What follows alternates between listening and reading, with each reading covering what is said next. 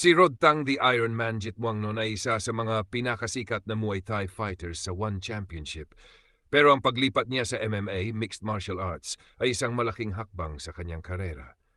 Heto kung paano nagsimula ang journey niya papunta sa MMA. Pinagmulan ni Rodtang.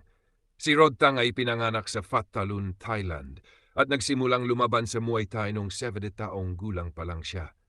Lumaban siya sa mahigit 300 plus professional Muay Thai fights at nakilala sa malupit niyang striking, matibay na panga at walang atrasan na estilo. Kaya tinawag siyang The Iron Man.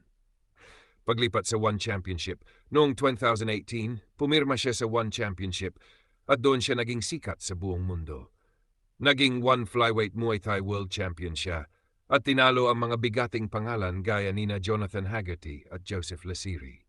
Paglipat sa MMA, matagal nang gustong subukan ni Rodtang ang MMA dahil gusto niyang maging complete fighter. Nagsimula siyang mag-train sa wrestling at Brazilian Jiu-Jitsu sa Thailand. Ang unang MMA fight niya ay sa One Championship, A New Breed 3, kung saan pinakita niya ang pinaghalong striking at basic grappling skills. Sa simula, marami ang nagduda kung kaya niya ang ground game pero pinatunayan niya na handa siyang matuto at mag-evolve bilang mixed martial artist. Motibasyon ni Rodtang.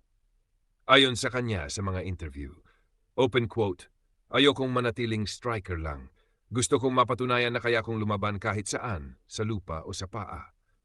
Gusto rin niyang sundan ang yapak ng mga Muay Thai legends na lumipat sa MMA tulad ni Samay Gayang Hadaw at Stamp Fairtex na parehong naging matagumpay sa transisyon nila.